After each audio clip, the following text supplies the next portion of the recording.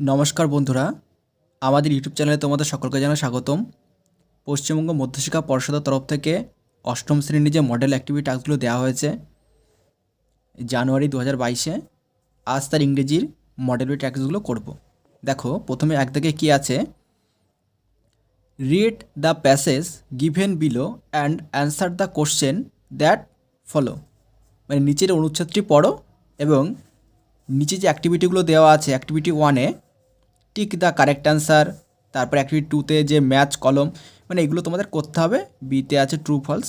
দেখেন অনুচ্ছেদটি পড়ে নিই একবার। Now the boy whose name was John had always obeyed his mother. John নামক যে ছেলেটি আছে সে সর্বদা তার মায়ের কথা শোনে। So he went about his farm work with a heavy heart but did not again mention the sea. সুতরাং সেই ছেলেটি কী করে, ভারাক্রান্ত হৃদয় নিয়ে কাজে যায়, ফার্মের কাজে, কিন্তু সে কখনো সমুদ্রের কথা উচ্চারণ করে বা মনে আনে না। ওয়ান ডে, একদিন, he had been walking behind the plough. সে লাঙল চাষ দেওয়ার পরে তার পেছন পেছন চলছিল মানে হাঁটছিল। He all but ran over a tiny green turtle on a clod of dirt. হঠাৎ সে দেখতে পেল কি একটা ছোট্ট সবুজ রঙের কচ্ছপ কাদামাখার মাটির উপর দিয়ে হাঁটছে। He pick the turtle up and sit it on his head where he knew it would be safe. সে কী করলো, কচ্ছপটিকে হাতে নিল এবং তারপর তার মাথার উপরে রাখলো যাতে কচ্ছপটি তার মাথার উপরে সুরক্ষিত থাকে। When he was done with ploughing, তারপর তার কাজ শেষে বা চাষ শেষে, John plucked the turtle from his head. John কী করলো, কচ্ছপটিকে তার মাথা থেকে নিচে নামালো। To his utter surprise he found that it had turned into a tiny green fairy man that stood upon his palm and obeyed.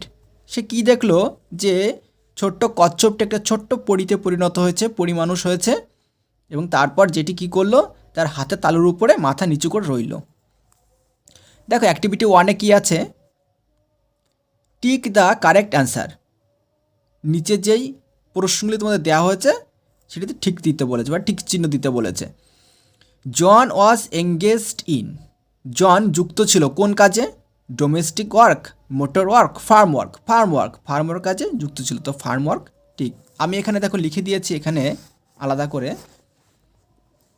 তোমরা কাজ করবে যখন স্কুলে খাতা করবে, এই টাস্কগুলো জমা দেওয়ার সময় উপর লিখে নেবে মডেল অ্যাক্টিভিটি টাস্ক জানুয়ারি 2022, ক্লাস 8, সাবজেক্ট এখানে বিষয় ইংলিশ, নেম তোমার নাম লিখবে, এখানে তোমার রোল নাম্বার লিখবে। যেহেতু তোমাদের পূর্ণমানের পরীক্ষা এটা 20 নাম্বারের, তো আমি এখানে ফুল মার্ক লিখে দিয়েছি 20। আর অ্যাক্টিভিটি 1 দেখো এই দাগে কী আছে, tick the correct answer. John was engaged in, John যুক্ত ছিল কোন কাজে, ফার্ম ওয়ার্ক, ফার্মের কাজে। এরপরে দেখো, the tiny turtle was found on the clot of dark. কিসে হাঁটছিল, কাদা মাখা মাটির উপর দিয়ে হাঁটছিল। দেখো এখানে এটা দিয়ে দিয়েছে, the tiny turtle was found on the plug clod of dirt না সি সাইড, এটাতে হবে ক্লোড অফ ডার্ট। এরপর তোমাদের বিদাগে কী আছে, write T for true and F for false statements in the given boxes, give supporting statements for your answer.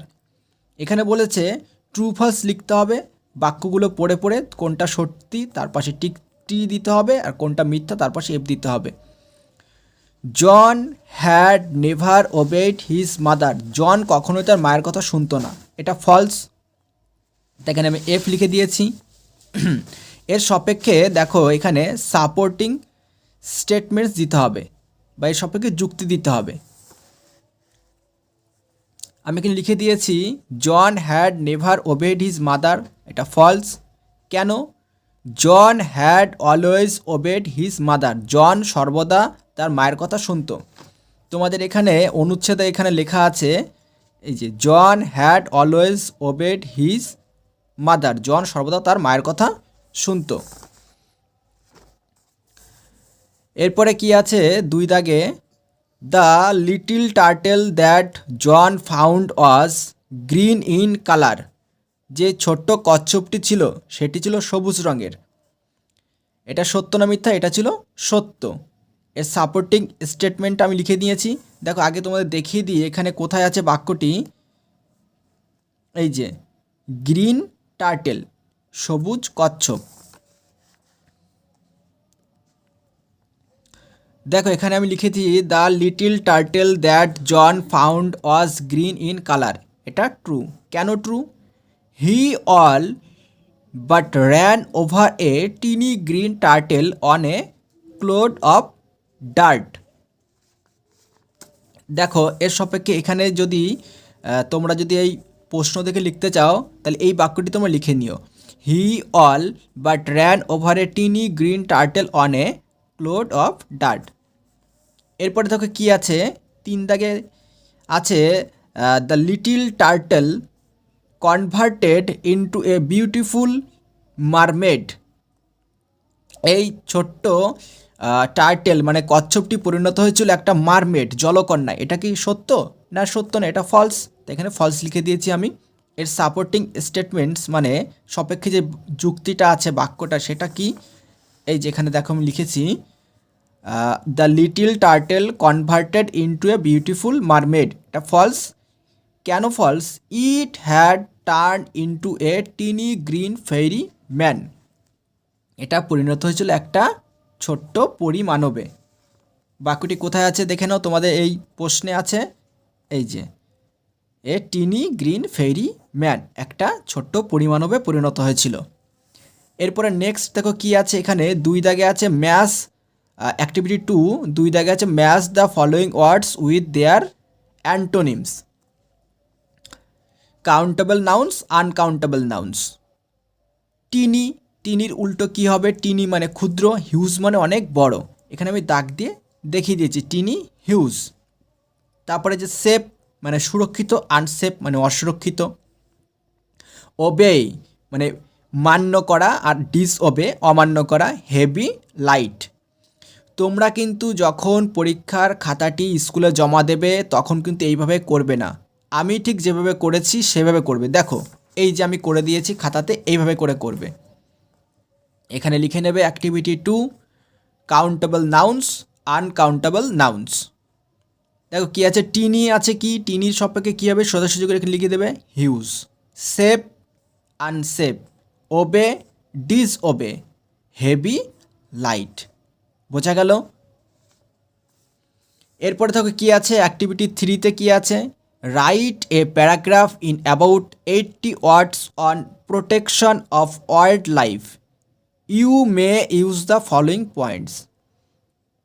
মানে এখানে বলেছে তোমাদের একটি প্যারাগ্রাফ লিখতে হবে 80টি শব্দের মধ্যে প্রোটেকশন অফ ওয়াইল্ড লাইফ মানে বন্যপ্রাণী সংরক্ষণ নিয়ে। এখানে কিছু পয়েন্টস দেওয়া আছে, এগুলো তোমরা নিজেরা পড়ে নিও। দেখো আমি যেইটি লিখে দিয়েছি সেটি দেখে নাও একবার। তোমরা এরকম উপরে সুন্দর করে লিখে নেবে প্রোটেকশন অফ ওয়াইল্ড লাইফ।